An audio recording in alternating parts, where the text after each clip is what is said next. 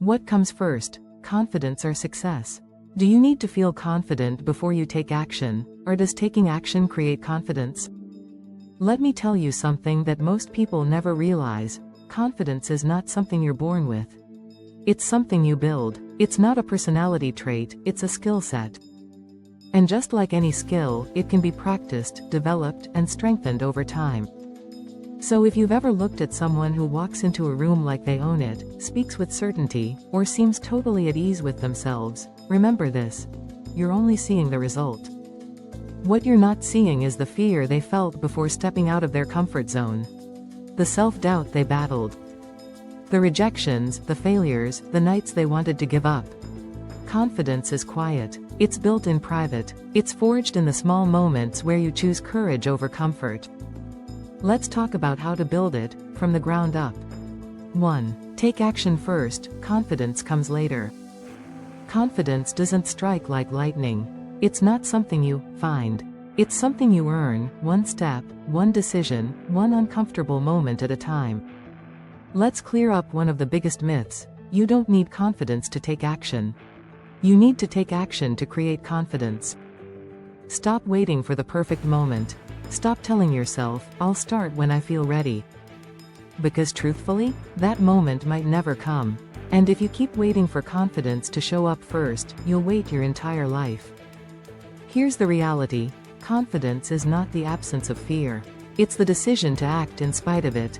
It's built in the quiet moments when no one's watching. Like when your heart is racing before a conversation you're dreading, but you walk into the room anyway. Or when you sign up for something you feel underqualified for, because some part of you knows you can grow into it. Or when you show up, scared, unsure, but determined. That moment you do the thing you once thought you couldn't. That's where confidence is born. Each time you move forward while feeling uncertain, you reinforce one powerful truth: I don't need to feel fearless to be capable. You stop seeing fear as a stop sign and start seeing it as a green light.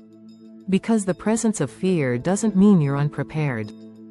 It means you're stretching. And here's where it gets even deeper. Taking action builds trust in yourself. Every time you follow through, especially when it's hard, you send a message to your brain: I can count on me. And that's where real confidence comes from. Not the kind that's loud or flashy, but the kind that's steady, grounded, unshakable. Confidence comes after courage. Courage comes first. And speaking of trust. 2. Make your word law. Confidence doesn't just come from what you do, it comes from what you honor. And nothing builds confidence faster than keeping promises to yourself. If you want to trust yourself, and trust is the foundation of self-belief, then you need to start treating your word like it matters. Not just when it's convenient. Not just when you feel motivated. But always. That means your do to say ratio needs to be 1-to-1.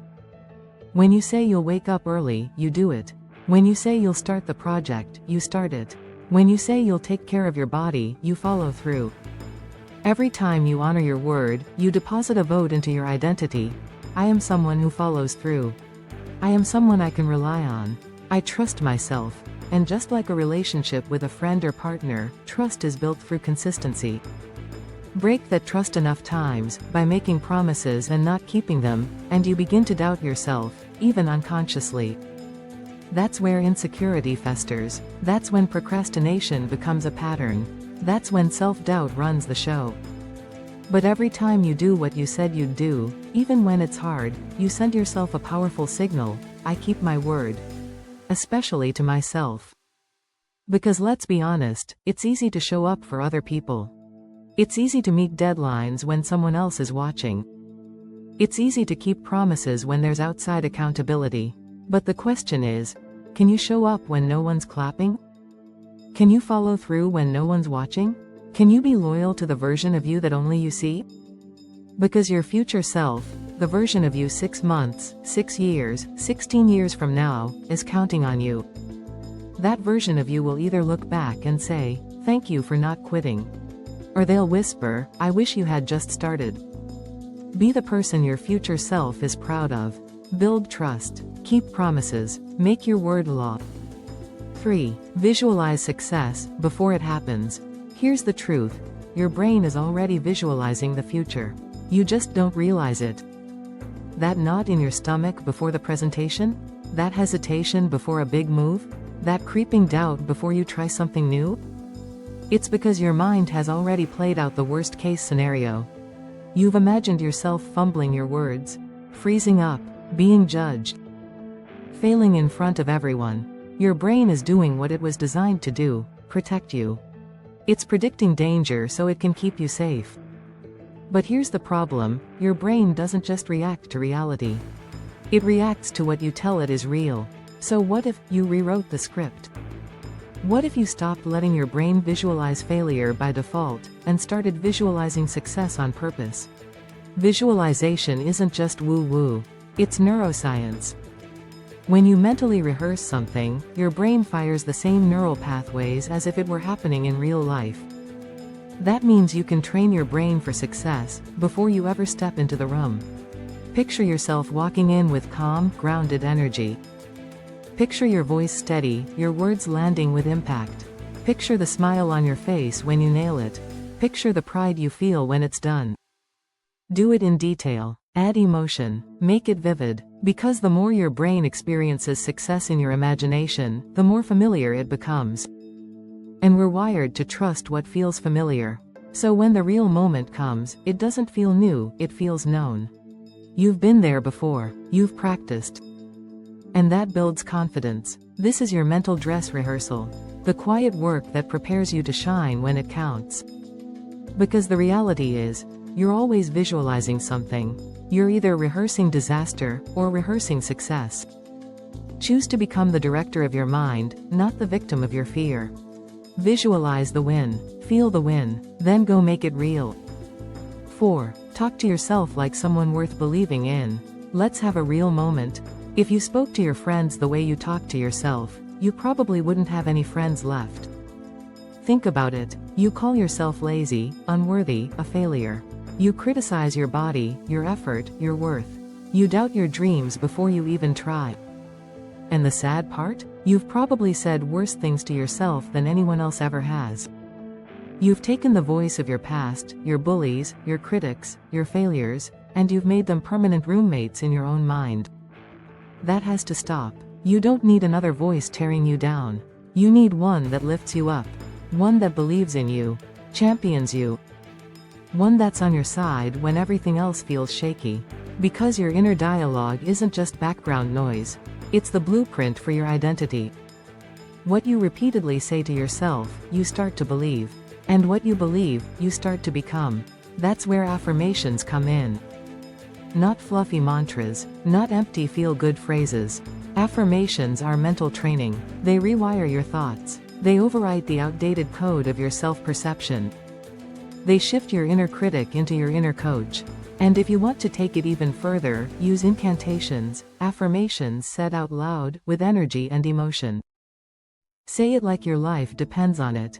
Because in a way, it does. Why? Because your nervous system doesn't just respond to words, it responds to intensity. And when you repeat a message with passion, conviction, and physical energy, you're telling your brain, this matters. This is who I am now. It's how athletes prepare for competition. It's how performers overcome fear. It's how leaders prime themselves for greatness. So stand in front of the mirror.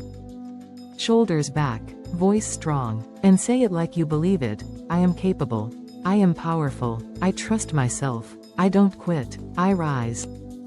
Do it again, and again, until it feels true, until it becomes true. Because here's the truth. You've spent years believing the lies your fear told you. Now it's time to start believing the truth your future needs to hear. Speak to yourself like someone worth believing in. Because you are. 5. Fail often. Fail hard. Fail forward. Want to build unshakable confidence, fast? Start failing. A lot. Now I know that sounds backwards. We've been taught to avoid failure like it's a disease. To hide our mistakes. To play it safe. To stay small. But here's the truth no one wants to say out loud. Confidence doesn't come from always winning. It comes from knowing you can lose, and keep going anyway. You don't need another participation trophy. You need proof that you can fall flat on your face, and rise anyway. Because that's where real power lives, not in perfection, but in persistence. Think about it. Every success story you've ever admired is built on a mountain of failures.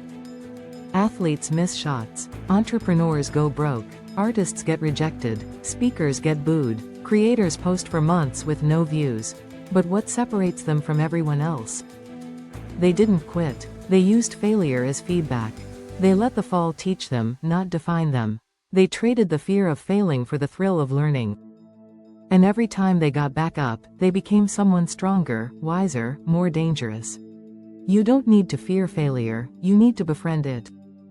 Let it stretch you, let it humble you, let it sharpen you, because every time you fall and rise again, you tell your brain, see? I survived that, I can survive the next one too. And with each bounce back, your fear of falling shrinks, while your belief in yourself expands. You stop caring about being perfect. You stop caring about being liked. And you start caring about growing. You realize that every setback is a setup for strength, for clarity, for the next level. So don't just be willing to fail, train yourself to fail forward. Let failure become the gym that builds your emotional muscle. Let it become the classroom that shapes your mindset. Let it become the fire that forges your confidence. And soon, failure won't scare you anymore. Because you'll be too busy flying. 6. Say yes to what scares you. If you want to grow, really grow, learn this. Your next breakthrough lives on the other side of your fear. So when everything in you wants to say, no, say yes. Say yes to the discomfort. Say yes to the opportunity you feel unqualified for. Say yes to being seen, being stretched, being challenged. Confidence doesn't grow in the calm. It grows in the chaos. Not in the comfort zone, but at the edges of who you think you are. Let me tell you something. Your comfort zone is a liar. It tells you you're safe. It tells you to wait until you're ready. It tells you that next time would be better. But the truth? There is no perfect moment. No magical signal that says, you're ready now. You become ready by saying yes before you feel ready. You build courage by showing up when your hands are shaking and your voice trembles. You grow into the person you admire by stepping into the fire, not away from it. Because every time you say yes to what scares you, you're telling yourself, I believe in my ability to figure it out. You start to see yourself differently, not as someone who waits, but as someone who moves. You become a creator of your life, not a bystander. And with each small yes, you build a habit of courage. You build a track record of resilience. You prove to yourself that fear isn't the boss, you are. So ask yourself this. What would the strongest, boldest, most confident version of you say yes to today? Whatever that answer is, that's your next step. Say yes. Even if your voice shakes. Even if your knees wobble. Even if no one else believes in you yet. Because the more you step into the unknown, the more powerful you become within it. That's how you rise. That's how you grow. That's how you build the kind of confidence that doesn't flinch, no matter what comes your way. 7. Do what you don't want to do. Let me tell you something that most people won't. Confidence isn't built by doing what's easy. It's built by doing what you'd rather avoid. Waking up early when your bed is warm and your body says, not today. Making that uncomfortable phone call you've been putting off. Speaking the truth, even when it shakes your voice. Lacing up your shoes and hitting the gym when you're exhausted. That's where confidence is born. It's not about the task itself. It's about the discipline behind it. The self-respect that grows every time you follow through, especially when it's hard. You see, most people wait until they feel motivated. But high performers? They act from commitment, not comfort. And every time you do the hard thing, even when no one's watching, you cast a vote. A vote for the type of person you're becoming. The cold showers, the early mornings, the tough conversations, the reps at the gym, the extra hour of work, the moments when you show up, even when no one's clapping. These are the quiet wins that stack up into unshakable self-belief. Because confidence doesn't come from inspiration, it comes from action. It comes from proving to yourself, over and over again, I don't quit on myself. It's not about being perfect.